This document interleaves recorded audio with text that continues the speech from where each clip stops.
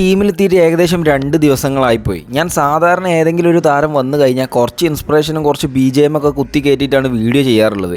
But നമ്മുടെ ടീമിൻ്റെ സ്ഥിതിഗതികൾ അനുസരിച്ച് ഇപ്പോൾ അങ്ങനത്തെ ഒരു അവസരമല്ല, അതല്ലെങ്കിൽ അങ്ങനത്തെ ഒരു സമയമല്ല.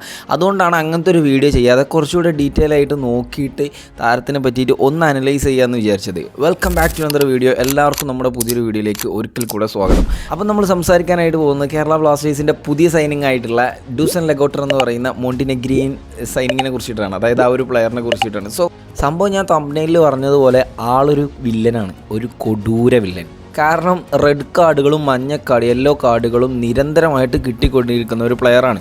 സോ 2026 വരെ കേരള ബ്ലാസ്റ്റേഴ്സ് ഇദ്ദേഹത്തിന് കോൺട്രാക്റ്റ് കൊടുത്തിട്ടുണ്ട്. അതുപോലെ തന്നെ സെൻട്രൽ ബാക്കായിട്ടും DMF ആയിട്ടും അതുപോലെ സെൻട്രൽ മിഡ്ഫീൽഡറായിട്ടും കളിക്കാൻ പറ്റുന്ന ഒരു താരമാണ്. പ്രത്യേകിച്ചും എടുത്തു പറയേണ്ടത് കേരള ബ്ലാസ്റ്റേഴ്സ് തന്നെ പോസ്റ്റിൽ കൊണ്ടുവന്നിട്ടുള്ളത് മിഡ്ഫീൽഡറായിട്ട് കൈകാര്യം ചെയ്യാൻ പറ്റുന്ന ഒരു കളിക്കാരൻ എന്ന് പറഞ്ഞിട്ട് ഒരു ക്യാപ്ഷൻ ഇൻസ്റ്റാഗ്രാം പോസ്റ്റിൽ അവർ കൊടുത്തിട്ടുണ്ടായിരുന്നു. സോ ബ്ലാസ്റ്റേഴ്സിൻ്റെ അടുത്ത തീരുമാനം കൊയ്ഫിനെ ഒഴിവാക്കുക എന്ന് തന്നെ ആയിരിക്കും എന്നാണ് ഒരു 99% ഉറപ്പായിട്ടുള്ള കാര്യം. ഏകദേശം 300ഓളം മത്സരത്തിൽ 61ഓളം മത്സരം ഒരു മിഡ്ഫീൽഡ് റോൾ കൈകാര്യം ചെയ്തിട്ടുള്ള ഒരു പ്ലെയറാണ് ഇദ്ദേഹം. അതുപോലെ നാഷണാലിറ്റിയിലേക്ക് വരുമ്പോൾ 80 മത്സരങ്ങളിൽ നിന്ന് ഏകദേശം 42ഓളം മത്സരങ്ങളും അദ്ദേഹം കളിച്ചിട്ടുള്ളത് ഒരു മിഡ്ഫീൽഡ് റോളാണ്. ഇപ്പോൾ അദ്ദേഹം കടന്നു വന്നത് ഒരു ഹംഗേറിയൻ ലീഗിലാണ്. സോ അവിടെ നല്ല രീതിയിൽ ഒരു ഇമ്പാക്റ്റ് ഉണ്ടാക്കാനായിട്ട് താരത്തിന് സാധിച്ചിട്ടുണ്ട്. കൂടാതെ ഒരു ട്രോഫിയും കൈവക്കലുണ്ട് എന്നർത്ഥം. ഇപ്പോൾ വരുന്നത് അദ്ദേഹത്തിൻ്റെ ആ ഒരു ഹംഗേറിയൻ ലീഗിൽ നിന്ന് വരുമ്പോൾ തന്നെ ഒരു റെഡ് കാർഡ് കൂടെ ഉണ്ട്. ഇപ്പോൾ മനസ്സിലായില്ലേ ആ ഒരു ക്യാപ്ഷൻ്റെ ഒരു ഇത് എത്രമാത്രം ഉണ്ടെന്ന്, അതായത് ഞാൻ അടി കൊടുത്ത തമ്പനയിലിൻ്റെ ഇത് എത്രമാത്രം ഉണ്ടെന്ന്. സ്വാഭാവികം ഇത് പലരും ചർച്ച ചെയ്യപ്പെട്ടിട്ടുള്ള കാര്യങ്ങളാണ്. ഇദ്ദേഹത്തിൻ്റെ ടാക്ടിക്സും കാര്യങ്ങളൊക്കെ എടുത്തു നോക്കുമ്പോൾ നമുക്ക് കാണാനായിട്ട് സാധിക്കുന്നത് വളരെ അഗ്രസീവായിട്ട് കളിക്കുന്ന ഒരു താരമാണ് എന്നുള്ളതാണ്. പിന്നെ അതിലുപരി നല്ല സ്പീഡി ആയിട്ടുള്ള ഒരു കളിക്കാരൻ കൂടെയാണ് ഇദ്ദേഹം. ഒരു സെൻട്രൽ ബാക്ക് പൊസിഷൻ കൈകാര്യം ചെയ്യുന്ന ഒരു കളിക്കാരൻ. ഇപ്പോൾ യൂട്യൂബിലൊക്കെ അദ്ദേഹത്തിൻ്റെ വീഡിയോ എടുത്ത് നോക്കിയാൽ നമുക്ക് കാണാനായിട്ട് സാധിക്കും. ഇപ്പോൾ മിലോസിനൊക്കെ പോലെ മിലോസ് ചിലപ്പോൾ നമുക്ക് തോന്നാറുണ്ട് അങ്ങോട്ട് പോയി കഴിഞ്ഞ് ഇങ്ങോട്ട് ഇറങ്ങി വരാൻ കുറച്ച് ഫാസ്റ്റ് കുറവാണ് അദ്ദേഹം. പക്ഷേ ഈ താരത്തെ സംബന്ധിച്ചിടത്തോളം അങ്ങോട്ട് വന്നിട്ട് ഭയങ്കര ഫാസ്റ്റായിട്ട് റിക്കവറിക്ക് വേണ്ടി വന്നിട്ട് അവിടെ കയ്യും കാലും ഇട്ട് എതിരാളികളിൽ നിന്നും പന്ത് സ്വീകരിക്കുന്ന ചില വീഡിയോസ് നമ്മൾ കണ്ടിട്ടുണ്ട്. സ്വാഭാവികം ആ പന്തിനെ എങ്ങനെ ബ്ലോക്ക് ചെയ്യണം എന്നുള്ള രീതികളൊക്കെ അദ്ദേഹം എടുത്ത് കാണിക്കുന്നുണ്ട്. ഇതുപോലെ എനിക്ക് ഏറ്റവും കൂടുതൽ ഒരു പോസിറ്റീവായിട്ട് തന്നിട്ടുള്ള കാര്യം അദ്ദേഹത്തിൻ്റെ പൊസിഷനിങ് ആണ്. സോ നമ്മുടെ സെൻട്രൽ ബാക്കുകളെ സംബന്ധിച്ചിടത്തോളം ഇപ്പോൾ കഴിഞ്ഞ മത്സരത്തിൽ പോലും ഇന്ത്യൻ സെൻട്രൽ ബാക്കുകളാണെന്ന് പറഞ്ഞിട്ട് കാര്യമില്ല, പക്ഷേ പൊസിഷനിങ് നല്ല രീതിയിൽ വീക്കായിക്കൊണ്ടിരിക്കുന്ന സെൻട്രൽ ബാക്കുകളാണ് ഇപ്പോൾ നമുക്കുള്ളത്. അപ്പോൾ ഈ ഒരു അവസരത്തിലേക്ക് ഒരു സെൻട്രൽ ബാക്ക് പൊസിഷനിലേക്ക് ഇദ്ദേഹം വരികയാണെന്നുണ്ടെങ്കിൽ ഇദ്ദേഹത്തിൻ്റെ പൊസിഷനിങ് നല്ല രീതിയിലുണ്ടാവും. ഇത് പല വീഡിയോസിലും നമുക്ക് കാണാനായിട്ട് സാധിക്കും. കാരണം അദ്ദേഹത്തെ ഏൽപ്പിച്ചിട്ടുള്ള റോള് വളരെ ഭംഗിയായിട്ട് ചെയ്യുന്ന രീതിയിൽ പല വീഡിയോസും അദ്ദേഹത്തിൻ്റെ മുൻ ക്ലബ്ബുകളിൽ നിന്നും വരുന്ന പല വീഡിയോസിലും കാണാനായിട്ട് സാധിക്കുന്നുണ്ട്. പിന്നെ ഇദ്ദേഹത്തെ കൂടുതൽ റെഫർ ചെയ്യാനായിട്ട് ശ്രമിച്ചപ്പോൾ കണ്ട ഒരു സംഭവമാണ് ഈ ഒരു ഹീറ്റ് മാപ്പ്. ഇത് പല ആൾക്കാരും പറഞ്ഞിട്ടില്ല, പല അനലൈസർമാരും പറഞ്ഞിട്ടില്ല എന്നുള്ളതാണ്.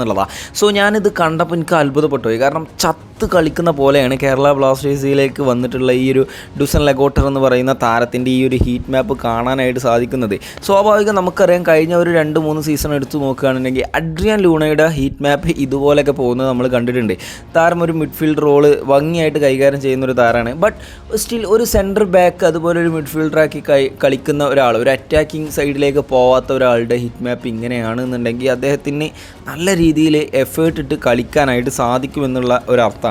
ഇനി കുറച്ച് നെഗറ്റീവ് സൈഡുകൾ സംസാരിച്ചു തുടങ്ങാം. പ്രത്യേകിച്ചും താരത്തിൻ്റെ ഡിസിപ്ലിനാണ് നമുക്ക് സംസാരിക്കാനുള്ളത്. അതായത് ഏറ്റവും കൂടുതൽ ആൾക്കാർ പറയുന്നൊരു കാര്യം അദ്ദേഹത്തിൻ്റെ ഡിസിപ്ലിനെ കുറിച്ചിട്ട് തന്നെയാണ്. ബിക്കോസ് കഴിഞ്ഞ ഓരോ മത്സരങ്ങളിലും, അതായത് അദ്ദേഹം കളിച്ചിട്ടുള്ള ഓരോ ക്ലബ്ബുകളിലെ ഓരോ മത്സരങ്ങളിലും ജസ്റ്റ് ഒന്ന് എടുത്തു നോക്കുക, ലാസ്റ്റ് 8 മത്സരങ്ങളിലും, അതായത് ലീഗ് മത്സരത്തിൽ യെല്ലോ കാർഡ് കണ്ടിട്ടുണ്ട്, അതുപോലെ തന്നെ 2 റെഡ് കാർഡ് കണ്ടിട്ടുണ്ട്. അതിലൊന്ന് ഡയറക്റ്റ് റെഡ് ആണെന്ന് ആലോചിച്ച് നോക്കേണ്ട ഒരു കാര്യമുണ്ട്. അതുപോലെ നമ്മളെ ടീമിലേക്ക് എത്തുമ്പോൾ അദ്ദേഹത്തിന് ഒരു റെഡ് കാർഡ് ഉണ്ട് എന്നുള്ളതാണ്. ഇനി ഒരു ഡിഫൻഡർ മെൻറ്റാലിറ്റി നല്ല രീതിയിലുണ്ട്, അത് ഡിസിപ്ലിൻ നിന്ന് നമുക്ക് പറഞ്ഞു തരുന്നുണ്ട് എന്നുള്ളതാണ്. അടിയാണെങ്കിൽ അടി, കുത്താണെങ്കിൽ കുത്ത്, അങ്ങനത്തെ ഒരു രീതിയിൽ മുന്നോട്ട് പോകുന്ന ഒരു താരമാണ് ഇദ്ദേഹം. ഇതുപോലെ തന്നെ 16 മത്സരങ്ങളിൽ 16ഉം സ്റ്റാർട്ട് ചെയ്തിട്ടുണ്ട് കഴിഞ്ഞ ലീഗിൽ. അതായത് അദ്ദേഹം കളിച്ചിട്ടുള്ള ആ ഒരു മത്സരത്തിൽ, ആ ഒരു ക്ലബ്ബിൽ 16 മത്സരത്തിൽ 16ഉം സ്റ്റാർട്ട് ചെയ്തിട്ടുണ്ട്. 7ഓളം യെല്ലോ കാർഡ് കിട്ടിയിട്ടുണ്ട്, 2ഓളം റെഡ് കാർഡും കിട്ടിയിട്ടുണ്ട്. വളരെ ടോപ്പായിട്ടുള്ള ഒരു ഡിസിപ്ലിൻ ഇല്ലാത്ത തരത്തിലുള്ള ഒരു സ്റ്റാറ്റാണ് നമുക്ക് കാണാനായിട്ട് സാധിക്കുന്നത്. സോ നമുക്ക് ആവശ്യം ഇതുപോലത്തൊരു മെൻറ്റാലിറ്റിയുള്ള ഒരു ഡിഫൻഡർ ഡിഫൻഡറെ തന്നെയാണ്. ഇപ്പോൾ ISL റെഡ് കാർഡിൻ്റെ പൂരാണ്. താരത്തിൻ്റെ ഗതി എന്താവും എന്നുള്ളത് നമുക്കറിയില്ല. എന്തായാലും കാത്തിരുന്ന് കാണാം. പിന്നെ മറ്റൊരു വിവരം എന്ന് പറയുന്നത് അടുത്ത മത്സരത്തിൽ ഇദ്ദേഹം ഇറങ്ങുമെന്നുള്ളത് ഉറപ്പാണ്. സോ കേരള ബ്ലാസ്റ്റേഴ്സ് കഴിഞ്ഞ ഒരു ദിവസമായിട്ട് അദ്ദേഹത്തെ കൊണ്ടുവന്നിട്ടുണ്ട്. അദ്ദേഹത്തിനോടുള്ള കാര്യങ്ങളൊക്കെ ചെയ്ത് അദ്ദേഹം ഇപ്പോൾ ബ്ലാസ്റ്റേഴ്സിൻ്റെ ട്രെയിനിങ് കാര്യങ്ങളൊക്കെ അറ്റൻഡ് ചെയ്തിട്ടുണ്ട്. സോ നെക്സ്റ്റ് മത്സരത്തിൽ നമുക്കൊരു സെൻറ്റർ ബാക്ക് പൊസിഷനിൽ ചിലപ്പോൾ സെക്കൻഡ് ഹാഫിന് ശേഷം അല്ലെങ്കിൽ ഫസ്റ്റ് ഹാഫിന് ശേഷം ആരെങ്കിലൊക്കെ മാറ്റി നിർത്തിയിട്ട് അവിടെ കൊണ്ടുവരാനായിട്ട് സാധ്യതയുണ്ട്. എന്തായാലും താരം വരികയാണ് എന്നുണ്ടെങ്കിൽ നമുക്ക് ഒരിക്കലും രണ്ട് CB വെച്ച് കളിപ്പിക്കാനായിട്ട് സാധിക്കൂല എന്നുള്ളതാണ്. എങ്ങനെ വന്നാലും ഒരു CB വെച്ച് കളിപ്പിക്കുള്ളൂ. കാരണം നമ്മുടെ അറ്റാക്കേഴ്സ്, അതായത് ഒരു 4-man അറ്റാക്ക് ഉണ്ടല്ലോ, നമ്മുടെ പെപ്ര, നോഹ, അതുപോലെ ലൂണ, ഈ ഹീസസ്, ഇവരെ തന്നെ ആയിരിക്കും കോച്ചുമാർ കളിപ്പിക്കാനായിട്ട് പോകില്ല. അപ്പോൾ സെൻറ്റർ ബാക്കിലേക്ക് വരുമ്പോൾ അവിടെ ഒരു ഡിഫൻഡറെ പറ്റുള്ളൂ. മിഡ്ഫീൽഡ് പൊസിഷനിലേക്ക് വരുമ്പോൾ അവിടെ ഇദ്ദേഹത്തെ പ്ലേസ് ചെയ്യുന്നു എനിക്ക് തോന്നുന്നില്ല. കാരണം അവിടെ ഒരു മിഡ്ഫീൽഡറായിട്ട് ലൂണയെ കൊണ്ടുവരുമ്പോൾ നമുക്ക് ബാക്കാണ് അത്യാവശ്യമായിട്ടുള്ളത്. വീഡിയോയിൽ വീണ്ടും കണ്ടുമുട്ടാം. അതിലേക്കും ബൈ.